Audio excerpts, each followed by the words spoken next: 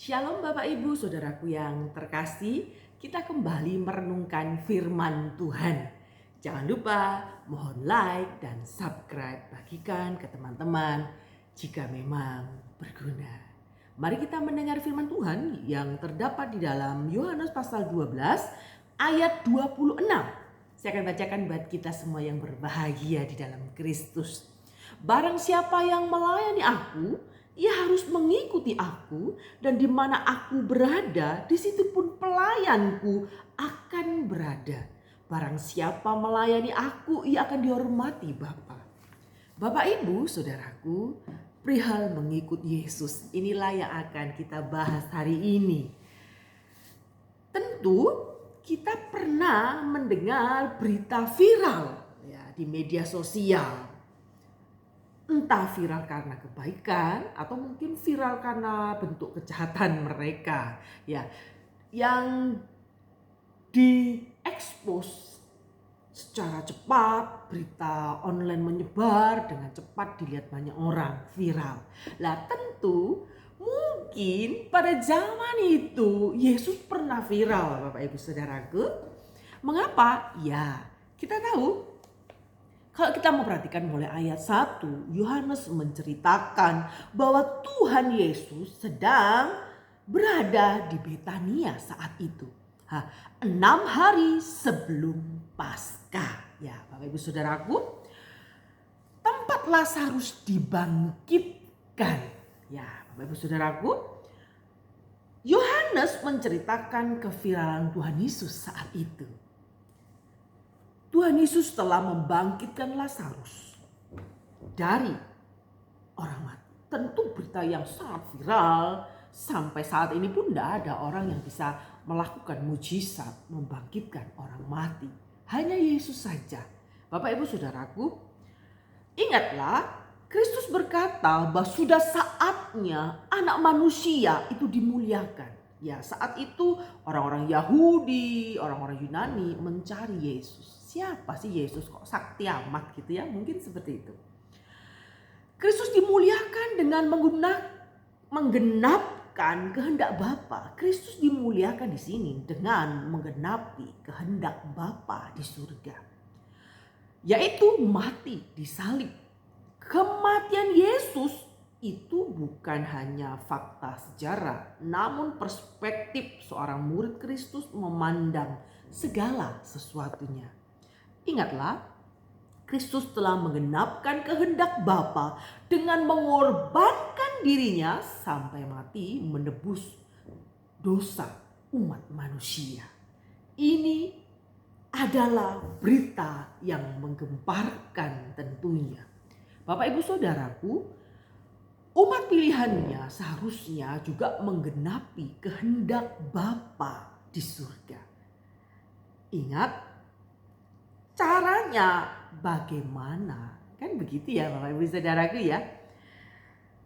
Mengorbankan diri bagi kemuliaannya, caranya bagaimana? Yang ya kita harus memperlakukan diri sendiri sesuai perspektif kematian Kristus, yaitu dengan penyangkalan diri. Ya ini ya paling orang gak suka, penyangkalan diri. Khotbah tentang berkat, mujizat, banyak orang suka. Tapi kalau khotbah tentang penyangkalan diri, banyak orang yang tidak suka. Walaupun Anda tidak suka, saya akan memberitakan firman Tuhan. Kiranya Allah Roh Kudus menjamah kita semua yang mendengarkan firman Tuhan pada hari ini. Ingatlah Bapak Ibu, menyangkal diri tidak mudah. Karena penyangkalan diri itu memerlukan mematikan diri setiap hari ya Bapak Ibu Saudaraku. Konsep ini bertentangan dengan konsep dunia, yaitu mengajarkan hidup berpusat kepada diri sendiri. Kalau dunia mengajarkan bagaimana caranya berpusat pada diri sendiri. Kalau mau terkenal ya supaya kita terkenal diri kita sendiri. Tetapi yang kita fokuskan itu bagaimana caranya menyangkal diri. Ya inilah Bapak Ibu Saudaraku, banyak sih para pelayan Tuhan yang memiliki ambisi yang besar dalam pelayanan. Ya Bapak Ibu Saudaraku, banyak orang terbakar ambisi. Ya karena ambisinya itu telah memisahkan mata hati manusia itu sendiri. Ingin segera sukses, ingin berhasil dengan instan, namun tidak lagi cermat dan waspada, hingga berakhir kepada kerugian besar. Tidak hanya rugi secara materi saja, tapi juga rugi kesehatan, kesadaran, identitas diri, bahkan relasi. Ya, Bapak Saudaraku, dalam perjalanan mengikut Yesus, kita terus berurusan dengan keinginan atau ambisi di dalam diri. Makanya kita perlu penyangkalan diri dalam melayani pekerjaan Tuhan. Ingat, kalau kita ingat percakapan Yesus dengan muridnya di dalam Markus pasal 10 ayat 33 sampai 44. Di sana ada 3 tanda tergolong ambisi. Ya, bagaimana sih ambisi itu? Ya, kita tidak peka lagi dengan kehendak Allah. Terus kita tidak lagi memperhitungkan konsekuensi. Ya, kita ingin melayani pekerjaan Tuhan tenar, viral.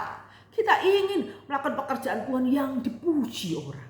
Nah, ini kita tidak tahu konsekuensi dalam melayani pekerjaan Tuhan. Padahal penyangkalan diri dalam seorang pelayan Tuhan itu harus setiap hari melakukan penyangkalan diri. Kita harus memandang perspektif kematian Yesus setiap hari. Gitu ya Bapak Ibu Saudaraku. Yang ketiga, kita tidak lagi peduli dengan orang lain. Sikut sana, sikut sini dalam pelayanan. Ya, Bapak Ibu Saudaraku, ingatlah penyangkalan diri dalam mengikut Kristus. Cara murid Kristus menyangkal diri dijelaskan dalam ayat 26. Barang siapa melayani aku, ia harus mengikut aku dimanapun aku berada. Di situ pelayanku akan berada. Barang siapa melayani aku, ia akan dihormati Bapa. Cara murid Kristus menyangkal diri itu adalah mengikut Kristus. Bingung gak? Ya, Bapak Ibu jangan bingung dulu ya. Mengikut Kristus itu menggenapkan kehendak Bapa. Jadi ketika seorang murid Kristus menggenapi kehendak Bapa, maka fokusnya berubah diri. Harus fokusnya kepada Kristus, bukan kepada diri sendiri. Gitu ya Bapak Ibu Saudaraku. Kita tidak mungkin dapat mengubah fokus kita sendiri dengan kondisi kita ini masih mati di dalam dosa. Ya kan, tidak mungkin. Nah, dan ini mengakibatkan apa yang kita pikirkan, apa yang kita katakan, dan apa yang fokus di dalam diri kita, yaitu kadang-kadang dosa, karena natur kita ini berdosa. Maka kita perlu Roh Kudus. Nah, Bapak Ibu Saudaraku ya, ingatlah Bapak Ibu Saudaraku, kita tidak bisa menolong diri kita sendiri. Roh Kudus melahirbarukan orang-orang pilihan Allah. Ingat, Roh Kudus melahirbarukan orang-orang pilihan Allah. Terlebih dahulu agar mereka percaya kepada Kristus, sehingga mereka memiliki hati yang mengasihi Allah dan mengikut Kristus. Ya, dengan kata lain, mengikut Kristus dimulai dari dilahirbarukan, dipimpin Roh Kudus. Ya, Bapak Ibu ya, Roh Kudus memimpin orang percaya, ya saya dan saudara, itu untuk aktif setiap hari mengubah fokus dalam diri sendiri pada kehendak Bapa. Jadi kita tidak fokus berambisi dalam melayani pekerjaan Tuhan, tapi fokus bagaimana caranya menyenangkan hati Allah, mengerti kehendak Bapa. Jadi kita tahu sebagai pelayan Tuhan, kita harus tahu konsekuensi. Ya, konsekuensi dalam melayani pekerjaan Tuhan itu apa? Apa hanya untuk tenar? Apa untuk dibangga-banggakan? Kita harus mematikan diri, penyangkalan diri. Fokus kita harus memandang kepada Kristus. Ya, Bapak Ibu Saudaraku, murid Kristus ya. Wujud dari murid Kristus itu adalah melayani. Begitu ya. Jangan jadi murid yang hanya menjadi penggemar saja, tetapi gak mau susah, gak mau duka, pinginnya senang. Jadi hanya follower saja. Ya, Bapak Ibu Saudaraku, ini sudah saya bahas di video saya yang lama. Ya, menjadi follower Yesus atau menjadi murid Kristus. Pertama, melayani itu didahului oleh mengikut Kristus. Jadi kita nggak bisa ujuk-ujuk melayani kalau kita nggak mengenal Kristus. Kita harus mengikuti Kristus. Nah, begitu Bapak Ibu Saudaraku. Kristus mau orang melayaninya memahami fokus fokus hidup yang benar, ya kan? Yaitu menggenapi kehendak Allah. Nah, murid Kristus di sini itu mau mengorbankan diri harus terlebih dahulu tahu fokus hidupnya. Jadi kita harus tahu fokus hidup kita apa? Apa diri sendiri atau fokus kita untuk melayani pekerjaan Tuhan. Ingat, hidup yang menggenapkan kehendak Allah. Fokus inilah yang mendorong orang pilihan Allah rindu untuk melayani pekerjaan Tuhan. Jadi selama Anda menjadi seorang pelayan Tuhan hanya memiliki ambisi yang sia-sia, jadi gak ada gunanya. Jadi kita ini menjadi aktor dalam pelayan hanya seperti menyuruh orang berdoa, sedangkan Anda tidak pernah berdoa. Menyuruh orang-orang menyampaikan rajin untuk membaca firman Tuhan, Anda tidak pernah membaca firman Tuhan. Menyuruh orang masuk dalam hadirat Tuhan, Anda cuman tahu di luar saja. Itu kan gak mungkin. Maka Anda harus mengikut Kristus terlebih dahulu dalam syarat untuk melayani pekerjaan Tuhan, ya. Bapak Ibu Saudara, fokus inilah yang mendorong untuk rindu melayani baik di gereja maupun di kehidupan sehari-hari tentunya, ya kan? Inilah bedanya orang yang mengorbankan diri dengan mengetahui fokusnya dengan jelas atau mengorbankan diri tanpa fokus. Banyak ini anak-anak Tuhan getol melayani pekerjaan Tuhan tapi fokusnya salah. Kenapa, Bu? Iya, fokusnya itu mencari ketenaran misalnya. Fokusnya itu untuk menjadi kaya, untuk diberkati Tuhan. Fokusnya itu supaya hidupnya nyaman, maka dia rajin melayani pekerjaan Tuhan. Jadi pengorbanan diri dengan fokus yang salah tentu menghasilkan buah yang salah, Bapak Ibu Saudaraku. Maka mulai hari ini kita akan belajar untuk merefleksikan diri bagaimana cara memfokuskan diri dalam mengerti kehendak Bapa. Ya, kita harus menyangkal diri, kita harus melihat segala sesuatu dari perspektif Allah memandang. Ya, caranya bagaimana? Ya, baca firman Tuhan, Mas Bro.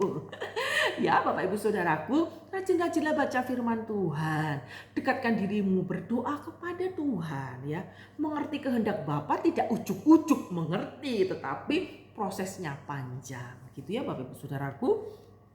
Motivasi mereka melayani Kristus itu untuk apa gitu loh ya. Kalau motivasinya salah, ya nanti Anda rugi melakukan pekerjaan Tuhan, ya toh.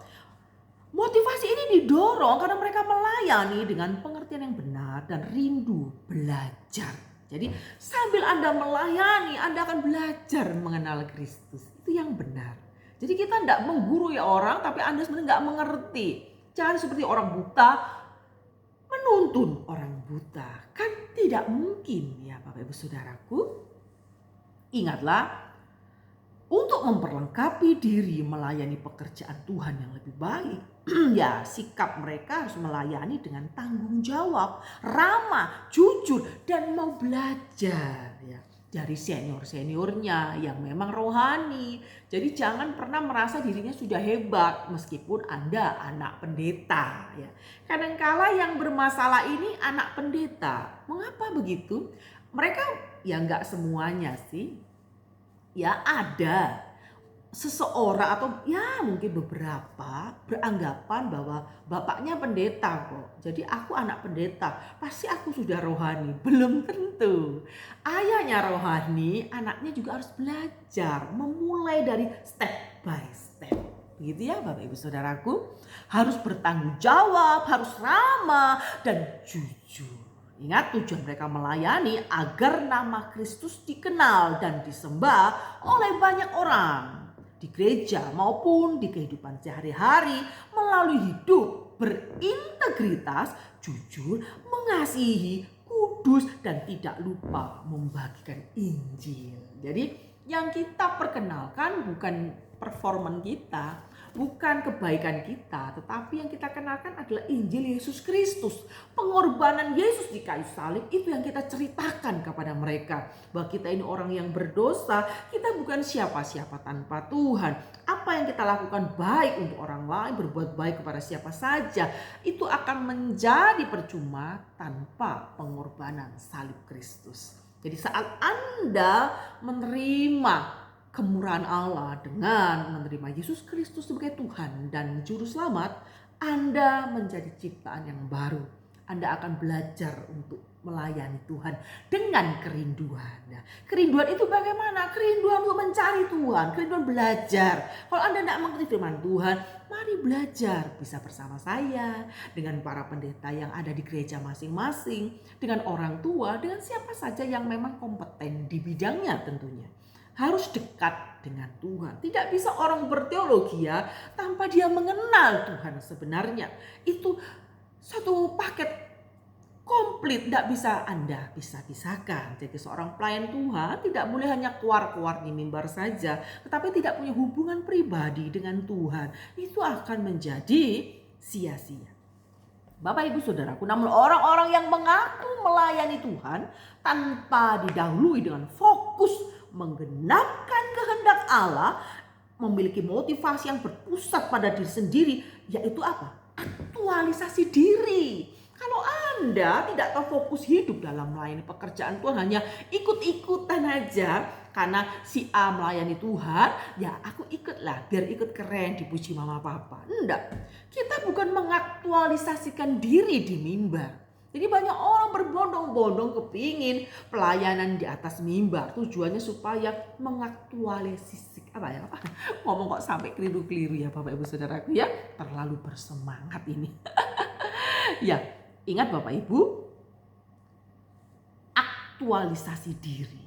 Ya, ingat di dalam pelayanan itu bukan ajang untuk gaya-gayaan, tetapi kita melayani pekerjaan Tuhan. Jadi mengajak jemaat untuk mengenal Tuhan, mengajak jemaat untuk mengerti kehendak Tuhan. Ini tugasnya para pelayan Tuhan.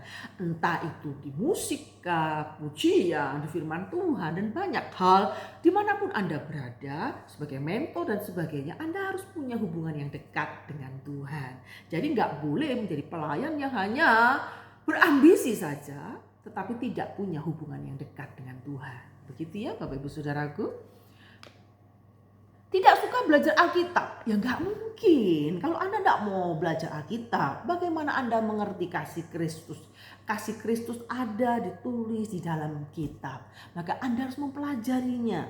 Ada banyak orang sampai belajar, sampai S2, sampai doktor. Itu tujuannya apa? Ya mereka ingin mempelajari dengan detail dari bahasanya, ya dari latar belakangnya dan sebagainya. Nah, kalau Anda mungkin hanya jemaat biasa, Anda bisa belajar online, ya kan?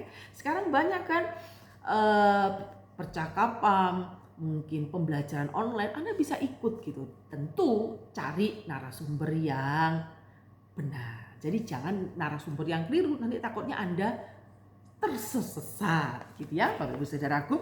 Kedua, mengikut Kristus harus dibarengi dengan melayaninya. Jadi Anda nggak bisa mengikut Kristus tapi ogah-ogahan nggak mau melayani Tuhan. Itu namanya bohong, ya kan? Orang yang fokus hidupnya jelas, pasti dia menggenapi kehendak Bapaknya. Ia rindu melayaninya dan mengorbankan dirinya untuk orang lain menghasilkan buah. Bagaimana caranya supaya orang lain itu berbuah? Ya, Anda yang harus berusaha dengan aktif mengajarkan gitu ya Bapak Ibu Saudaraku. Ia rindu melayani ya, karena ia memang telah terlebih dahulu dilayani Kristus melalui penebusannya. Kita ini sudah dilayani Kristus terlebih dahulu dari penebusan Yesus di kayu salib loh. Jangan lupa, maka selama kita masih sehat seperti ini, kita harus melayani pekerjaan Tuhan dengan sesuai talenta masing-masing tentunya. Jadi dimanapun Anda berada, melayani kuliah, pelajar, ibu rumah tangga, mungkin karyawan, bos, CEO, ya semua harus melayani sesuai dengan lingkungan yang Tuhan tetapkan, begitu ya. Ingat, itu berarti merelakan karakter dan kerohaniannya itu didewasakan. Kita harus digembleng oleh Allah supaya tidak menjadi anak-anak gampangan. Jadi kesulitan hidup itu akan membuat Anda lebih dewasa. Ingat Bapak Ibu, waktu saya masih muda, waktu saya diolok-olok, sombong gak pernah nyapa, gini-gini dirasanya orang gitu ya. Akhirnya saya mikir, wah nggak bagus ini, saya nggak jadi berkat. Akhirnya saya minta maaf. Anda berpikir saat saya minta maaf, kira-kira respon mereka apa? Saya tambah diamui di depan teman saya, Bapak Ibu Saudaraku. Dia ngoceh dari kiri dan kanan, ngalor dan ngidul. Saya mikir, rugi ya, saya harus minta maaf ya. Toh gitu nggak usah minta maaf ya. Jadi Bapak Ibu, kita harus mengorbankan ini loh, perasaan gitu. Kadang salahnya di mana ya? Karena nggak nyapa orang aja dia marah dengan kita. Kadang-kala saya ini memang orangnya sedikit angku ya. Kadang-kadang banyak faktor. Saya ini kacamatanya kan minnya tebel gitu ya. Dari jauh kan nggak seberapa kelihatan gitu Bapak Ibu. Jadi saya ini tergantung cuek gitu, orang jalan ya jalan, nggak lihat kiri dan kanan. Jadi ada orang marah karena nggak disapa. Kadang saya nggak lihat, fokus saya nggak di depan, orang marah gitu kan nggak nyapa. Ya mohon maaf ya, mungkin di antara Bapak Ibu Saudaraku yang mengenal saya, mungkin saya tidak menyapa, mungkin saya lagi nggak fokus melihat, mungkin saya fokusnya ke depan, Anda pas di kiri, saya nggak lihat, apalagi nggak pakai kacamata, saya nggak seberapa kelihatan, gitu ya Bapak Ibu Saudaraku ya. Untuk hal-hal seperti ini kita akan belajar. Memang melayani pekerjaan itu korban perasaan Bapak Ibu Saudaraku, ya sedikit aja dicemooh ya Bapak. Nanti ada ibu gembala misalnya pakai event strip gitu ya, agak merah sedikit. Nanti jemaatnya bilang, ibu gembala kok menor banget sih? Bibirnya itu kayak makan darah gitu. Bapak Ibu, nanti kalau ada ibu gembala model seperti saya, misalkan ini ya, kok gak pernah make up? Wajahnya kusem lah, repot lagi kan. Memang pelayanan itu korban perasaan Bapak Ibu ya, kita harus mengorbankan. Ya diomel-omeli orang ya kita ya sabar gitu ya Bapak Saudaraku ya. Merelakan karakter dan kerohanian untuk didewasakan oleh Roh Kudus tentunya. Belajar teologi itu perlu dibarengi terjun melayani di gereja agar tahu bahwa Allah itu kasih bukan hanya dari teolog, dari bahasa Yunani, perkataan para teolog, tetapi diaplikasikan kepada sesama jemaat, orang-orang di sekeliling kita.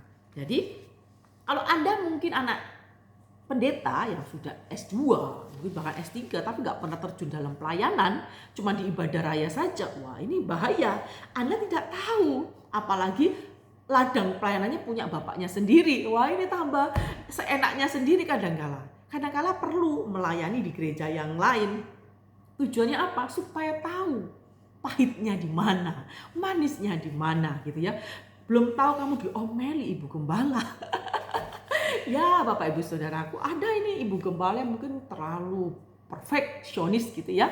Mejanya kotor, dia bilang pengerjanya, hei sini tanganmu coba lap. Tuh kan debu, kamu gak nyapu ya kan gitu. Nah, hal-hal yang seperti ini kita perlu ya tahu gitu loh. Ada banyak hal yang tidak mengenakan saat kita melayani pekerjaan Tuhan. Jangan hanya berambisi di depan mimbar tampil berwibawa gitu ya. Ingatlah, pelayan Tuhan itu harus menyangkal diri. Fokusnya harus pada pengorbanan Yesus Kristus. Dan bagaimana kita bisa menuntun orang itu datang kepada Tuhan menghasilkan buah. Begitu. Ya kita pun ya harus belajar berbuah tentunya. Ya kan? Sama-sama belajar. Tidak ada yang sempurna. Sebagai anak Tuhan, pelayan Tuhan, siapapun orangnya harus tetap belajar firman Tuhan. Sepintar-pintarnya orang tetap belajar firman Tuhan. Jangan malas ya Bapak Ibu Saudaraku. Kita harus belajar peka ya. Pelayanan itu harus belajar peka dengan yang dilayaninya. Karena jemaat itu tidak seperti yang kita lihat itu yang ya mungkin ada hitam dan putih saja. Ada abu-abunya. Ya Bapak Ibu Saudaraku, di tengah-tengahnya ada abu-abu di antara hitam dan putih. Itu yang kita akan lihat, kita akan pelajari, kita akan mengamati bagaimana caranya mengatasi hal-hal yang serba abu-abu tadi Bapak Ibu ya Saudaraku. Jaminan dalam melayani Kristus. Melayani Kristus tidaklah mudah. Jelas ya. Ada banyak tantangan di dalam pelayanan. Oleh karena itu pelayan perlu jaminan. Jadi Di ayat 26b Kristus berfirman, di mana aku berada, di situ pelayanku akan berada. Barang siapa melayani aku, ia akan dihormati Bapa. Ada dua jaminan di sini ya. Jangan lupa, pertama, Kristus bersama-sama dengan murid Kristus yang melayaninya. Murid Kristus yang melayani akan menerima jaminan bahwa Kristus ada bersama kita semuanya. Apa artinya bersama dengan Kristus? Mungkin ada ilustrasi nih ya dari Bapak Pendeta yang terkenal itu, dia ngomongin, bayangkan Kristus itu ada di samping kita. Ketika Kristus ada di samping kita, maka kita dimampukan untuk menghadapi tantangan dalam pelayanan. Dan jaminan ini hanya diperuntukkan bagi mereka yang terus-menerus mengikuti dan melayaninya. Sungguh-sungguh mereka tidak yang asal-asalan, ya melayani Tuhan hanya berambisi. Ya jangan berharap penyertaan Tuhan sempurna dalam hidupmu. Karena yang dipimpin dirimu adalah dirimu dan egoismu, ambisimu, bukan Roh Kudus yang menuntun hidupmu. Jadi minta penyertaan Tuhan, jangan egonya yang ke depan. Yesus harus ada di depan pelayanan kita. Kalau kita melayani pekerjaan Tuhan beserta Yesus, maka urapan Allah, peka, peduli dengan orang lain itu ada. Tidak hanya menghakimi orang lain. Ada ini ya. Mungkin ya ada pengerja begitu ya mungkin ya. Dia tahu firman Tuhan sedikit. Terus kalau ada jemaat yang salah itu dihakimi dengan ayat firman Tuhan. Ini enggak boleh. Kita harus belajar dewasa. Firman Tuhan bukan untuk menghakimi orang yang melakukan kesalahan, tapi kita menasihati, memberikan contoh hidup gitu ya. Jadi kalau ada orang datang ke saya misalnya, "Saya Marta, ini ada problem kayak gini-gini, aku nggak mau pelayanan." Saya nggak pernah marah dia, "Hei, kamu nggak boleh gitu, nggak boleh malas melayani Tuhan." Saya nggak pernah marah orang begitu. Saya dengarkan keluhannya dulu. Dia ngomong A sampai Z, saya belajar untuk mendengar ya. Bapak saudaraku, saya tipe orang yang sering mendengar dulu baru saya ngomong. Ya, takut salah saya, tak dengarkan dulu. Intinya apa? Baru saya bilang, ya saya menasehati sesuai porsinya saja dan tidak menyudutkan jemaat sehingga jemaat tidak lari gitu, karena mungkin pengerjanya terlalu otoriter, pendetanya terlalu kaku begitu ya. Bapak Ibu saudaraku, kita mau belajar sama-sama melayani Tuhan. Ingat, pertama, Kristus bersama murid-murid Kristus yang melayaninya. Yang kedua, Bapa akan menghormati Kristus yang melayaninya. Pada waktu itu ketika orang Yahudi mengikut Kristus, mereka akan dikucilkan dari sinagog, ya kan? Dari masyarakat Yahudi pada umumnya, dan itu adalah aib pada masa itu tentunya, ya kan? Diolok-olok, difitnah karena Kristus. Namun Kristus memberi jaminan bahwa Bapa akan memberikan kehormatan kekal kepada mereka yang sungguh-sungguh mengikut dan melayani Kristus. Puji nama Tuhan. Jadi kita tidak sendiri, ada dua jaminan yang Tuhan beri. Berarti kalau kita memang Kristus bersama dengan kita dalam melayani, maka Tuhan akan memampukan kita mengatasi persoalan kehidupan. Yang kedua, Bapa menghargai kita. Ibu saudaraku ya, kita mungkin lebih suka dipuji manusia atau dipuji Allah? Ya pasti senang dipuji manusia dong. Karena apa? Kelihatan. Wah, pujiannya bagus loh hari ini, semua merasa urapan Allah. Senangnya bukan main. Ya, tapi kalau diolok suaranya falas, mungkin pujian. Ngamuknya bukan main Bapak Ibu ya. Tapi fokus kita bukan mencari pujian. Kita akan kecewa. Manusia akan memuji terbatas, tapi kita memang mencari pujian Allah. Allah tahu isi hati kita. Jadi kita tidak usah ini dipuji sana sini. Kita melakukan fokus dengan tulus melayani pekerjaan Tuhan. Nanti upahnya Tuhan yang memberi. Ya, Bapak Ibu saudaraku ya.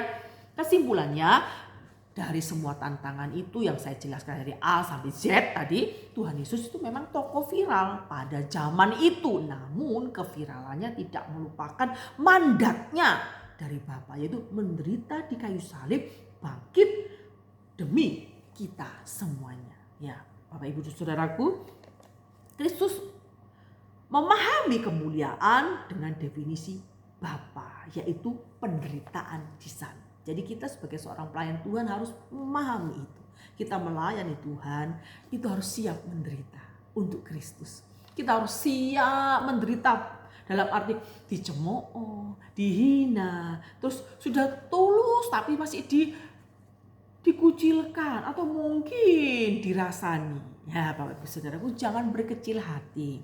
Ingat, sebagaimana Kristus telah menggenapkan kehendak Bapa dengan pengorbanannya diri untuk mati bagi kita semuanya, maka umatnya seharusnya menggenapi kehendak Allah dengan cara mengikut dan melayaninya sungguh-sungguh selagi masih ada kesempatan.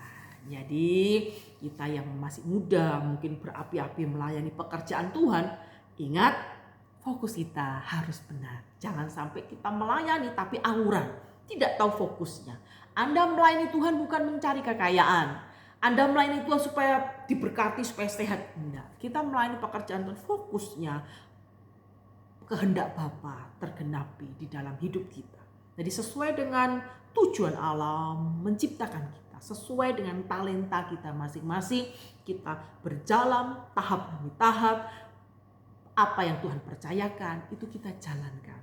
Tulus mengasihi sesama, tulus ingin membimbing orang untuk datang kepada Tuhan, diajak melayani pekerjaan Tuhan, diajak untuk mengenal Kristus, mengenal penderitaan Kristus. Jangan mengajari ke orang, ayo melok Kristen yuk ben cepet sugih. Tidak mungkin, itu salah. Bapak Saudaraku ya, ingat kita bukan menjadi pelayan Tuhan yang ingin viral-viralan ya Bapak, tapi kita mau jadi pelayan Tuhan yang tulus, fokusnya benar menggenapi kehendak Kristus. Puji nama Tuhan. Tuhan memberkati kita semuanya yang sudah mendengar firman Tuhan. Biarlah Allah Roh Kudus selalu melindungi kita, menjaga hati kita, fokus tujuan kita terus tertuju kepada Kristus saja. God bless you. Tuhan memberkati kita semuanya.